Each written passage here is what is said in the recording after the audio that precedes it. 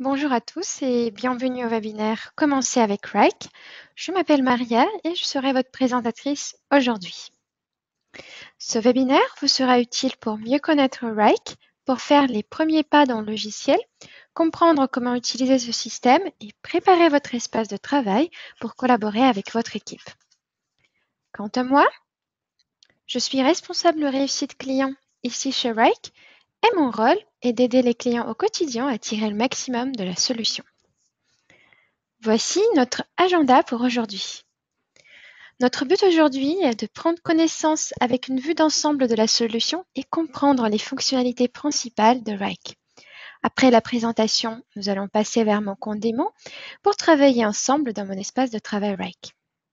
Après, nous allons commencer par prendre connaissance avec la structure en arborescence composée de dossiers et projets. Ensuite, nous verrons les différentes vues spécifiques et leurs plus-values pour continuer avec les affichages globaux du logiciel et finir par les rapports et les formulaires de demande. Si vous avez des questions, n'hésitez pas à laisser vos notes dans les commentaires. Je vais consacrer du temps pour répondre à toutes vos questions à la fin de notre session aujourd'hui. Commençons par se demander quelles seraient les difficultés qui pourraient vous inciter à utiliser Wrike. Selon les études d'opinion menées par Wrike, les problèmes les plus répandus sont, premièrement, une faible visibilité, deuxièmement, c'est un effort déconnecté, et enfin, le fait d'avoir trop de meetings. En gros, c'est une situation quand vous ne savez pas vraiment ce que font vos collègues, donc vous avez besoin de rattraper le retard en organisant beaucoup de réunions sans fin ensemble à chaque étape de votre projet commun.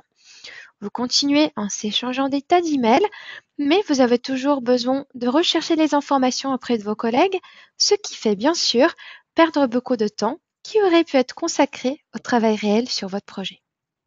Comment Wrike peut vous aider avec tout ça? Tout d'abord, vous aurez la possibilité de garder vos tâches, calendrier, discussions, fichiers dans une seule solution partagée. Tous vos employés seront synchronisés, peu importe quelle est la taille ou la location de chaque équipe. Comme ici chez Wrike, nous avons des bureaux partout dans le monde entier, en Californie, en Irlande, aux Pays-Bas, en Ukraine et en Russie, et toutes nos équipes travaillent ensemble dans notre logiciel. Puis, vous aurez une visibilité claire sur le temps de travail de chaque équipe et leurs tâches et serez sûr que vos collègues sont bien impliqués dans leur projet. Comme résultat, vous pourrez alors vous rendre compte des changements dans la façon dont vos collègues et vous-même travaillez. Les membres de l'équipe seront plus productifs, vous pouvez monitorer le travail plus facilement et vous pouvez avoir une visibilité plus claire du travail à effectuer. De plus, vous serez en très bonne compagnie car beaucoup de grandes entreprises nous font confiance et utilisent Wrike comme vous pouvez le voir. Notre approche a gagné la confiance de plus de 18 000 entreprises qui utilisent Wrike pour gérer leur travail, ainsi que le soutien de certaines des entreprises à capital risque les plus éminentes au monde. Wrike est une entreprise qui est fréquemment reconnue par les meilleurs analystes et les programmes de récompense pour ses succès en matière de gestion du travail, gestion de projet et croissance commerciale. Avant de passer à mon espace de travail, je m'irai souligner quels sont les principaux modules au sein de Wrike. Ce sont les dossiers, projets et tâches. Commençons avec les dossiers. Le dossier, c'est votre espace de stockage essentiel, un élément de votre structure chez Wrike qui reflète votre process de travail. C'est dans les dossiers que vous allez mettre vos projets et tâches pour organiser votre espace de travail. Ils marchent comme des catégories qui vous permettent d'organiser un système flexible selon la façon dont vous voulez utiliser Wrike. En ce qui concerne les projets, c'est une espèce du dossier qui vous permet de définir les dates concrètes, la personne qui sera en charge du projet et le statut. Les tâches sont les éléments d'action essentiels dans Wrike. Ils représentent les activités à exécuter. La question que vous pouvez avoir, dois-je utiliser les dossiers ou des projets pour organiser mes tâches? Voici mon conseil. Enregistrez les tâches qui servent de matériel de référence ou bien sont continues, sans date de fin, dans le dossier. Les tâches qui font partie d'un effort provisoire avec une date de début et de fin dans un projet. Alors, maintenant, nous allons regarder de près à quoi ressemble le travail dans Wrike depuis mon camp démo. Avant de commencer, j'aimerais vous prévenir que nous allons discuter les fonctionnalités pour la version business et entreprise. Et si jamais vous n'avez pas accès à ces fonctionnalités à partir de votre espace de travail, merci de prendre contact avec votre gestionnaire de compte ou responsable commercial de Rike. Alors, vous êtes prêts? C'est parti. Voici votre interface Rike où vous allez organiser votre travail et en gros passer la plupart de votre temps. En haut, vous pouvez voir les vues globales pour votre travail personnel. Ce sont la boîte de réception, la vue Mon travail, les tableaux de bord, les calendriers, les rapports et la vue charge de travail et le flux. Cette vue charge de travail représente un module payant et on peut discuter les fonctionnalités de ce module à la fin de notre session. À gauche, nous avons l'arborescence faite de dossiers, qui est mon stockage essentiel qui reflète la structure de mon business. Et au milieu, on peut voir le contenu du dossier choisi. Et à droite, on peut avoir la vue détaillée sur la tâche choisie. Si par exemple, je prends ce projet, je clique sur une tâche, je vais avoir tous les détails sur cette tâche à droite.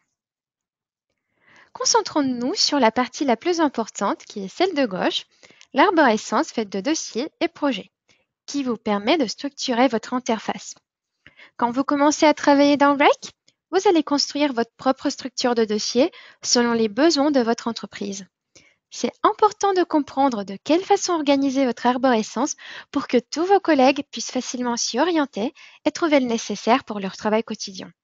Il est donc essentiel de réfléchir comment le travail est organisé au sein de votre société, quel type de projets seront menés chez Rike, si vous êtes habitué de travailler par client-service ou type d'activité. Après avoir répondu à toutes ces questions, vous pouvez commencer par créer les dossiers qui vont former le corps de votre système, puis les sous-dossiers qui représentent les catégories, par exemple, puis les projets, comme dans ma structure démon. Dans mon exemple, vous pouvez voir que la structure est divisée en plusieurs dossiers. J'ai d'abord un dossier qui s'appelle client, puis un dossier qui s'appelle département. J'ai aussi bien une base de connaissances, un dossier qui regroupe tous mes modèles et mon archive. Organiser les projets par client, c'est une des façons les plus répandues d'organiser le travail d'un Rike. Vous pouvez aussi bien y rajouter les sous-dossiers si besoin pour avoir des catégories supplémentaires.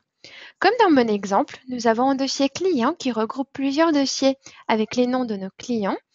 Et pour chaque client, il y a différents types de sous-dossiers qui représentent les types de projets qui sont liés avec le travail avec ce client. Si vous préférez garder la structure de votre organisation dans Rike, vous pouvez créer les dossiers par département ou par équipe, ce qui vous permettra de contrôler le travail de chaque équipe et limiter l'accès à certains projets si besoin. En même temps, c'est une solution idéale pour collaborer sur les mêmes projets, ce qui vous donne la possibilité de créer les projets transverses et avoir accès à ces projets à partir de deux dossiers différents. Par exemple, on peut taguer le dossier onboarding de licence dans notre dossier marketing. Hop, marketing. Voilà. De cette manière, aujourd'hui, ce dossier sera visible à partir de notre dossier opération et en même temps notre dossier marketing. Parfait. Vous avez remarqué le dossier qui s'appelle base de connaissances. C'est une des bonnes pratiques car c'est un endroit où vous pouvez garder les formes de documents importantes, les descriptions de vos processus internes. Ce dossier doit rester visible pour tout le monde pour que cette information soit disponible à tout moment. Je conseille toujours d'utiliser ce dossier pour y garder un document avec les règles d'usage de Rike qui s'appelle Réussir avec Rike. Ce document vous permet de répondre à des questions très très simples pour bien organiser votre travail dans le logiciel et partager les bonnes pratiques avec votre équipe.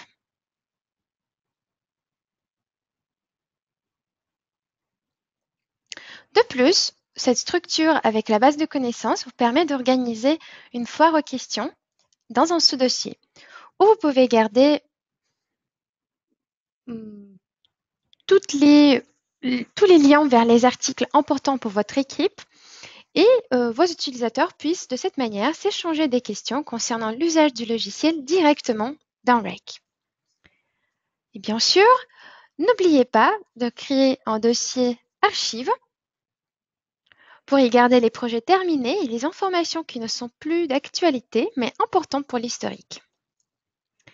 Une fois que la structure des dossiers est créée, n'oubliez pas que c'est visible uniquement pour vous avant que l'accès n'est pas donné aux autres utilisateurs. La logique de donner un accès à quelqu'un chez Rake est très très simple. Ça se passe en contrebas. Par exemple, je vais partager un dossier backlog de mon équipe informatique. Ça se passe dans clic droit, le menu spécial de partage. Comme ça, on voit déjà toutes les personnes avec qui ce dossier est partagé. Je vais le partager avec une autre personne, mon collègue Martin. Oh, désolé. Ma collègue. Ok. Prenons un autre exemple. Désolé. Je vais regarder. Ok, la situation est la même. Prenons notre dossier service professionnel. D'accord, il n'y a que 3 personnes qui ont accès à ce dossier, donc on peut désormais partager ça avec Bill. Bon, je vais dire Bill. On va enregistrer ce résultat et maintenant prenons le dossier nouvelle implémentation. Si je vais aller dans le menu partage, je vais voir que Bill a désormais accès à ce niveau de hiérarchie également. Donc, cela vous permet de construire un système de partage par dossier. Juste, il faut toujours avoir dans la tête cette règle que dans Rake, ça se passe en contrebas et que si vous donnez accès à un certain niveau de votre hiérarchie, la personne aura désormais accès à tous les éléments qui sont dedans. La théorie, c'est bien, mais passons maintenant à la pratique et créons une structure ensemble. Pour faire ceci, on va créer un dossier au niveau de mon dossier service professionnel. Ça serait en projet, nouvelle implémentation. Et ce thème, je l'ai choisi parce que j'ai l'impression que toutes les entreprises ont de temps en temps s'en occuper et c'est quelque chose qui est très lié à mon travail. Donc, j'aurai la possibilité de vous expliquer quelles seront les étapes de ce projet et comment les mieux organiser dans notre logiciel. Alors, faisons un clic droit et dans le menu de dialogue, on va ajouter un projet. On va nommer ce projet nouvelle implémentation.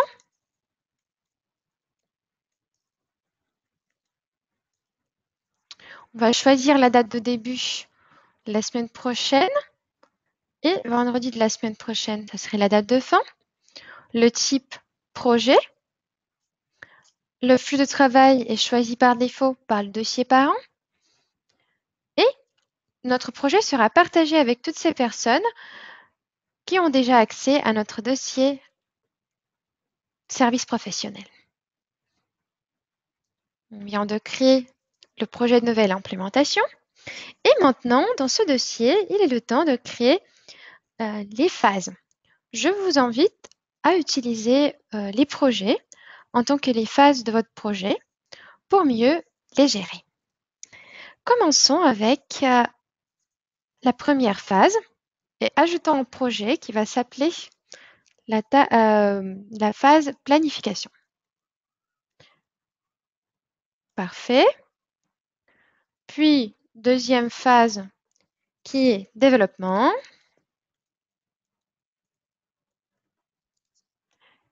Et la troisième phase qui est lancement.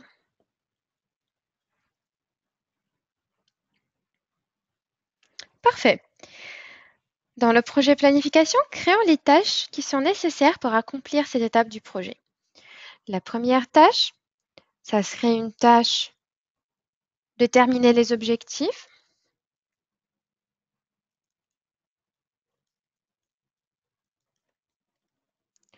Puis, une tâche planifier le suivi. Et la troisième tâche, étude du marché. Maintenant, on va commencer à travailler avec la tâche déterminer les objectifs du projet. On va l'ouvrir dans notre liste de tâches.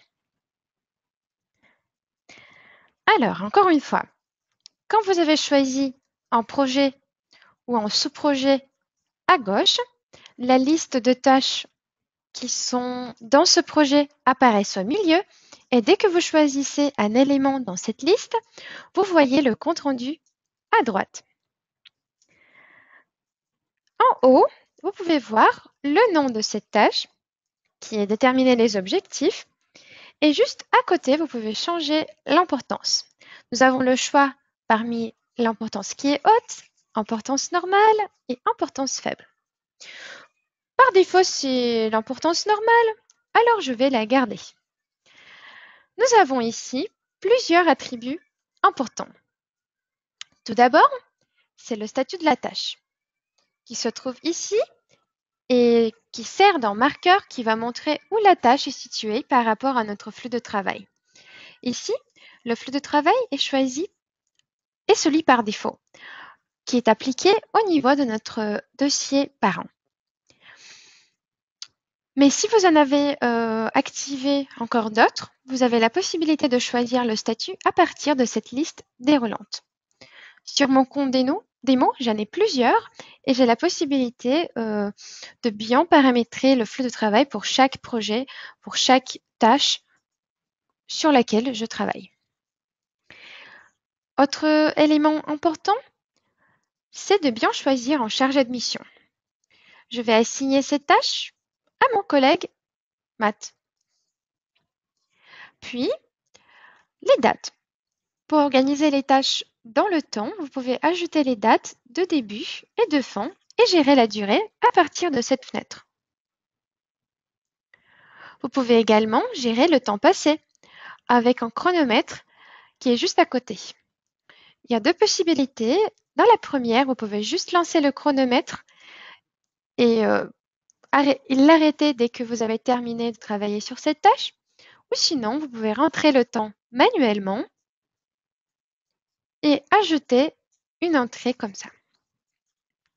Pour associer les fichiers, vous pouvez cliquer sur cette petite icône à côté et choisir les documents, les images sur votre ordinateur ou bien à partir de votre stockage en ligne. Partagez cette tâche avec les autres collègues qui peuvent avoir intérêt à la suivre. Dans Wrike, par partager, on comprend donner la visibilité et une fois un projet ou une tâche est partagée avec quelqu'un, cette personne aura la visibilité sur le contenu de cette tâche ou projet. Si vous voulez créer les dépendances, vous pouvez également utiliser cette petite icône et rajouter les tâches précédentes et les tâches suivantes. Par contre, je vais vous montrer comment vous pouvez le faire de manière plus simple en utilisant la vue Gantt, mais ça reste toujours possible à partir de ces petits onglets. Dans la description, vous pouvez ajouter toute information nécessaire pour votre tâche. Vos idées, les résultats de votre travail, ainsi que laisser les commentaires pour vos collègues dans la section commentaires. Quand vous travaillez dans Wrike et vous voulez communiquer avec vos collègues, vous pouvez utiliser la fonctionnalité qui s'appelle Add mentionné. Il suffit juste de rajouter arrobase et commencer à taper le nom de votre collègue ou tous les assignés et les suiveurs de la tâche. Ce qui vous permet de gérer la notification que votre collègue va recevoir dans sa boîte de réception ici en haut de son écran. Par exemple, faisons un petit message à Met pour lui dire qu'il doit commencer le travail sur cette tâche. Met, peux-tu voir ça, s'il te plaît? N'hésitez pas à rajouter les smileys. Vous avez tout un éventail de smileys que vous pouvez utiliser pour rendre vos conversations plus amicales. Et n'oubliez pas de cliquer sur Envoyer pour que votre commentaire soit visible au niveau de votre tâche. Une fois que vous avez bien déterminé tous les attributs de votre tâche, vous pouvez passer à suivre le déroulement de votre projet à l'aide des vues spécifiques qui existent dans Rake. On les appelle les affichages et je vous propose de commencer par la vue qui s'appelle Tableau agile. La vue Tableau agile, qui est en gros en tableau Kanban, où je peux organiser mes tâches en les glissant-déposant dans la colonne souhaitée. Par exemple, mon collègue Matt m'a déjà dit que la tâche déterminer les objectifs est déjà commencée, qu'il est en train de travailler sur cette étape. Donc, je peux, je peux glisser, déposer cette tâche dans la colonne en progrès. En même temps, une autre tâche, planifier le suivi, doit commencer et je la bouge également dans ma colonne en progrès. Si je veux rentrer dans les détails de la tâche, ça se passe de manière très simple. Je peux juste cliquer sur cette tâche et par exemple ajouter un autre chargé de mission. Je peux l'assigner cette tâche à moi-même. Si vous avez besoin de créer une nouvelle tâche, vous pouvez la créer directement dans cette vue. Par exemple, je sais que je dois assigner encore une tâche qui n'existait pas avant, qui est définir le budget, notre quatrième étape. Je vais utiliser mon clavier pour faire ça plus simple. Alors, la tâche qui va s'appeler définir le budget. Hop. Et je vais l'assigner tout de suite à moi-même. Et je peux la créer alors directement au niveau de la colonne souhaitée. Cela vous permet alors d'organiser les tâches par statut et d'avoir la vue globale sur différentes tâches par rapport à votre flux de travail choisi. Pour organiser vos tâches dans le temps et créer les dépendances entre elles, vous pouvez utiliser le mode diagramme de Gantt. C'est une vue idéale pour les grands projets avec plusieurs tâches, comme cela vous donne une vision complète sur l'ensemble de vos tâches et vous permet d'organiser le cheminement de votre travail. Cet affichage représente un diagramme de Gantt à droite et en tableau type Excel à gauche. On peut bien supprimer, changer et même créer les tâches directement sur le diagramme ou en utilisant le tableau. Il est aussi bien très simple de créer les dépendances entre les tâches. Je vais vous montrer comment. Tout d'abord, commençons par lier toutes ces tâches pour créer un cheminement qui, en gros, va représenter le planning de notre projet. Si j'ai besoin de déplacer toute la chaîne de tâches qui sont liées par dépendance, j'ai juste besoin de cliquer sur Shift et déplacer n'importe quelle tâche dans ma structure, ce qui va automatiquement déplacer toutes les tâches dans notre chaîne. On a également la possibilité de planifier le décalage et si j'ai besoin que par exemple après la deuxième tâche, on doit attendre 2-3 jours avant de commencer la troisième, je peux le régler avec cette case de prédécesseur en rajoutant ou en diminuant avec le nombre de jours. Comme vous le voyez, toutes les tâches que nous venons de créer étaient pour aujourd'hui. Et donc, c'était très simple pour moi de les bouger dans le temps. Et c'est une des bonnes pratiques également. C'est un paramètre que vous pouvez régler au niveau de votre profil d'utilisateur. Une fois que nous avons bien organisé nos tâches sur le Gantt, on peut commencer à changer le type de tâche. Par exemple, si vous pensez qu'il y a des tâches qui peuvent devenir les jalons, vous avez la possibilité de les transformer en jalons à partir de cette vue. Également, si vous avez besoin juste d'avoir plus de vision sur la partie Gantt, vous pouvez vous concentrer sur le diagramme. Parfait. Je peux aussi bien passer dans un affichage flux pour vous montrer où vous pouvez voir toutes les nouvelles, toutes les mises à jour par rapport aux tâches que vous suivez ou vous êtes impliqué. Ça ressemble beaucoup aux réseaux sociaux et vous pouvez y voir les mises à jour, les nouveaux commentaires et en gros tout ce qui se passe avec les tâches de ce dossier qui est choisi à gauche. Pour avoir une vision claire sur les enregistrements de temps, pour toutes les tâches et sous-tâches dans un dossier particulier, vous pouvez utiliser l'affichage journal. Par exemple, nous avons passé 3 heures sur la tâche déterminer les objectifs et Rike a enregistré cette entrée du temps au niveau de notre vue journal sur cette tâche. Voilà, maintenant notre projet semble bien rédigé dans Rike et il nous reste juste de passer en action et faire le nécessaire pour accomplir toutes les tâches à temps. Il est le temps alors de prendre connaissance avec les vues globales pour savoir comment organiser votre travail personnel. Ces vues se trouvent en haut de notre écran et je vais vous les présenter les unes après les autres en montrant leur valeur ajoutée. Commençons avec la boîte de réception. Elle vous permet de recevoir les notifications importantes quand vous êtes impliqué dans une tâche. Par exemple, assigné sur une tâche, mentionné sur une tâche, dossier ou projet. Quelqu'un peut partager une tâche avec vous et vous serez notifié dans la boîte de réception. J'ai reçu quelques notifications aujourd'hui et si on regarde de près, on peut ouvrir la tâche concernée pour voir tous les détails. Prenons cette tâche. Vous pouvez également archiver les notifications qui sont importantes et reporter à plus tard en activant des alarmes. Vous pouvez également les marquer comme favoris. Donc, la tâche qui sera marquée comme favorite, vous pouvez le voir dans un onglet Favorite. Passons maintenant à une autre vue qui s'appelle Mon travail. La vue Mon travail, c'est votre espace de travail personnel qui vous permet d'organiser et de prioriser vos tâches. Vous pouvez les déplacer et changer l'ordre comme bon vous le semble.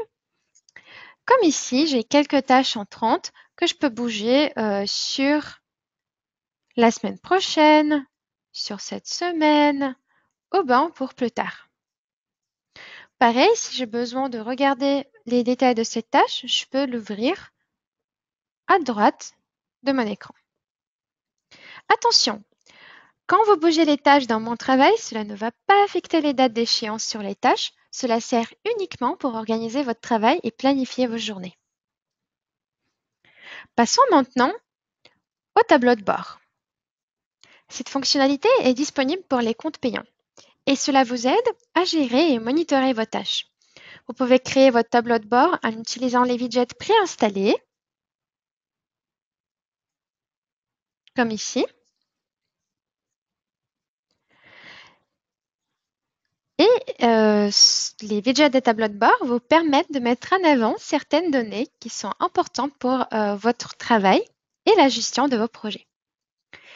Je vous propose d'abord de regarder mon tableau de bord que j'ai créé pour mon travail personnel et puis de suivre quelques bonnes pratiques d'organisation de vos tableaux de bord dans Rike. Ici, vous voyez sur l'écran mon tableau de bord personnel où j'ai choisi les widgets tels que les tâches qui sont marquées comme favorites, le flux d'activités pour suivre bien le projet qui m'intéresse, le widget qui regroupe les fichiers et aussi bien toutes les tâches d'un projet spécifique qui est le plus important pour moi aujourd'hui. Vous pouvez également créer un autre type de tableau de bord qui représente une matrice des activités.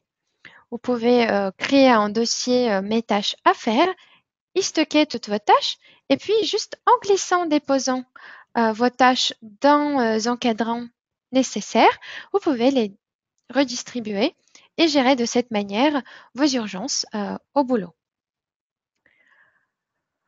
Mon conseil, c'est de toujours avoir au moins 3 niveaux de tableau de bord. Même dans les widgets, vous avez 3 catégories qui vous donnent conseils comment mieux organiser votre tableau de bord. J'aurai personnellement un tableau de bord pour mon travail personnel où je peux mettre les fichiers, tâches marquées comme favorites, comme vous avez vu dans mon exemple. Un autre tableau de bord où je vais gérer les tâches de mon équipe, où je vais regrouper toutes les tâches qui sont en retard, toutes les tâches qui sont assignées à mes collègues, et aussi bien, je peux avoir un widget de tous les projets de mon équipe. En ce qui concerne le 3e niveau de votre tableau de bord, vous pouvez également créer un tableau de bord par projet important.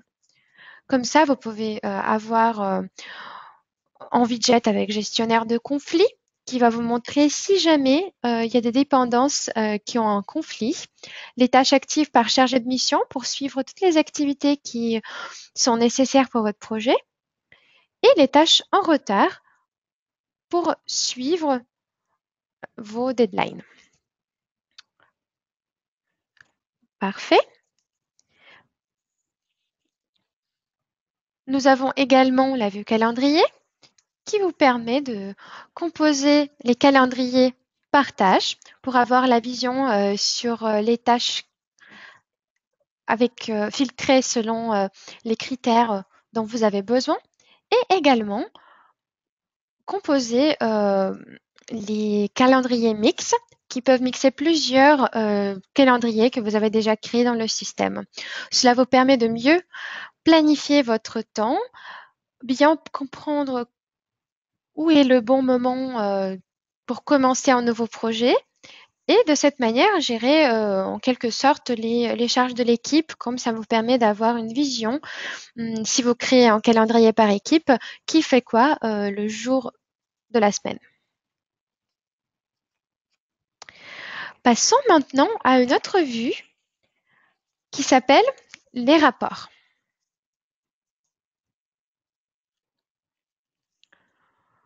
Quand je crée les rapports, cela me permet de recueillir rapidement les données de mon projet. Chaque fois que vous ouvrez un rapport, celui-ci est actualisé automatiquement. Comme vous pouvez le voir, nous fournissons des modèles qui sont prêts à l'emploi selon votre besoin.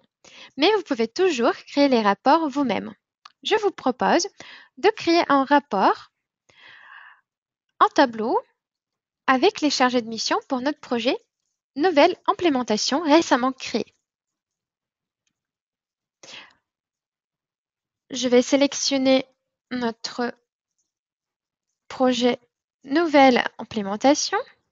Une fois que je crée ce rapport, j'ai un tableau qui me représente tous les chargés de mission et même une tâche qui n'est pas encore assignée, les statuts de mes tâches, la date d'échéance et dossier par an. Je peux également utiliser un engrenage pour mettre sur ce rapport tous les champs qui m'intéressent. Je peux passer en vue hiérarchique et je peux également modifier mon rapport et choisir la mise en page colonne pour avoir une vue plus graphique. Donc voilà, c'est tout pour les vues globales qui sont inclus dans le logiciel, qui vous permettent de gérer, organiser, monitorer et garder votre travail à jour. Et presque la dernière chose que j'aimerais vous montrer aujourd'hui, ce sont les formulaires de demande. Je préfère vous montrer les formulaires de demande avant et puis passer vers notre nouveau module payant qui s'appelle charge de travail ou Wrike Resource qui vous permet de gérer les charges de vos équipes. Commençons avec les formulaires de demande. Pour avoir accès aux formulaires de demande, vous pouvez juste cliquer sur un grand plus qui se trouve en haut de votre écran, cliquez sur Demande, et puis vous tombez sur une liste de demandes qui sont disponibles pour votre compte. Par contre, pour gérer les formulaires de demande, vous devez avoir un type de licence administrateur, parce que ça se passe via la gestion de votre compte. J'ai déjà créé une demande d'implémentation et tout d'abord, j'aimerais vous montrer comment ça marche. Mais avant de faire ça, je vais juste passer vers la gestion des formulaires pour vous expliquer quelques détails concernant notre formulaire. Alors, vous aurez la possibilité de choisir plusieurs variantes de questions. Dans mon exemple, j'ai déjà un champ qui s'appelle Réponse courte où j'ai mis la question nom du client. À chaque fois, vous avez le texte d'assistance où vous pouvez préciser quelle est la demande. Et pour chaque question que vous mettez au niveau de votre formulaire, vous avez la possibilité de choisir l'endroit où la réponse à cette question peut être enregistrée. Ça peut être au niveau de la description, au niveau du titre de votre tâche et au niveau des champs personnalisés. J'ai planifié ce formulaire de demande d'avance pour vous montrer quelles sont les différentes possibilités. Donc, les deux premières questions vont tomber dans la description. Puis, j'ai une question qui s'appelle type du logiciel et j'ai plusieurs options qui sont enregistrées avec le type liste déroulante, qui sont enregistrées dans le champ personnalisé qui s'appelle type du logiciel. Et toutes les options que vous voyez ici, ce sont différentes variantes de ma liste déroulante du champ personnalisé. Je peux aussi bien rajouter des conditions. Et pour moi, si la personne qui va remplir mon formulaire va répondre que c'est le type du logiciel est métier, c'est le logiciel métier, c'est Joanna qui sera la propriétaire du projet. S'il s'agit d'une demande du logiciel communication, c'est Matt qui s'en occupera. En ce qui concerne les deux dernières variantes, l'application cloud et licence existante, c'est moi qui prendra le relais. Autre chose qui est très importante au moment de la création du formulaire, c'est bien choisir quel sera le résultat de votre demande, car nous utilisons les formulaires de demande pour créer le travail dans Rake. Vous avez plusieurs choix. Créer une nouvelle tâche, dupliquer la tâche existante. Si vous avez activé la fonctionnalité qui s'appelle Blueprint, vous avez également la possibilité de créer les tâches et projets à partir de ce module. Et moi, j'ai choisi l'option dupliquer le projet existant. De cette manière, on pourra choisir comme modèle de notre projet le projet nouvelle implémentation que nous venons de créer ensemble. Et n'oubliez pas de placer le projet dans un bon endroit. Moi, j'ai choisi notre dossier implémentation en cours et replanifier les tâches copiées si vous avez mis également la question qui concerne la date de lancement du projet. J'ai également choisi de rajouter le préfixe qui va représenter le nom du client. Comme ça, Rake va me montrer les tâches de ce projet avec le préfixe par rapport au nom du client choisi. Et je vais également mettre le nom du client dans le titre de notre projet. Je vais enregistrer les changements et revenir vers notre espace de travail Rake. Maintenant, je vous propose de remplir le formulaire, le nom du client comme ça, justification du projet, type du logiciel cloud, date de lancement du projet lundi le 25. On va envoyer cette demande et Rake va nous rediriger vers ce projet dans notre dossier implémentation en cours. Qu'est-ce que nous pouvons voir? Notre modèle est bien conservé, donc nous avons toutes les étapes que nous avons mis dans notre projet. Si on regarde au niveau de la vue diagramme de Gantt, on va voir que toutes les dépendances sont gardées également et tous les assignés qui existaient dans notre projet modèle sont aussi bien gardés. Alors, mon conseil, c'est d'utiliser les formulaires de demande si vous avez des travaux répétitifs et les projets qui se répètent dans votre travail dans Rake.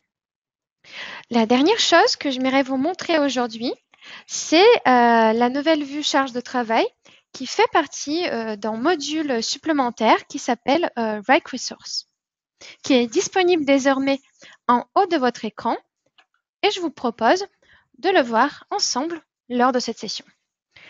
J'ai déjà créé un tableau de charge de travail pour notre équipe qui s'occupe des implémentations. Et si je clique sur cette charge de travail, je vais avoir accès à nos charges.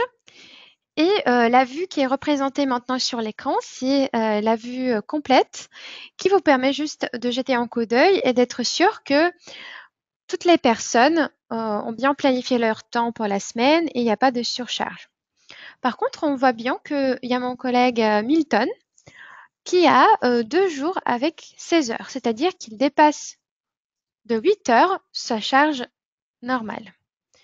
Pour avoir plus de détails, on peut juste cliquer sur l'utilisateur qui nous intéresse pour replanifier la tâche, changer sa durée ou changer le nombre d'heures qui sont assignées sur la tâche.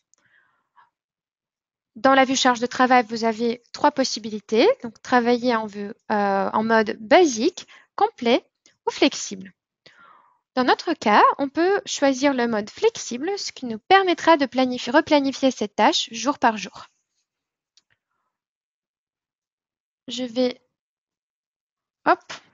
prolonger un peu notre tâche et je vais également mettre 0 sur les journées qui ne sont pas affichées correctement.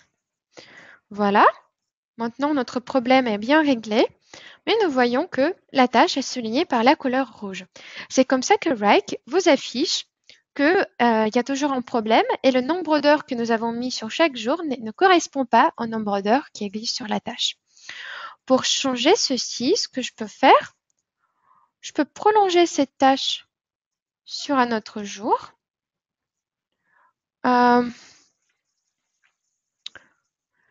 Et replanifier le nombre d'heures par jour que je peux consacrer à cette tâche. Ça serait par exemple 16 heures. Voilà, comme ça on a réglé un petit problème. Notre scénario que vous pouvez avoir, c'est la planification du travail à faire. Ici, dans notre vue charge de travail, vous avez la possibilité de créer la liste des tâches en attente. Et mon conseil, c'est de faire de cette manière. Donc, je vais planifier les tâches à faire, par exemple, cette semaine.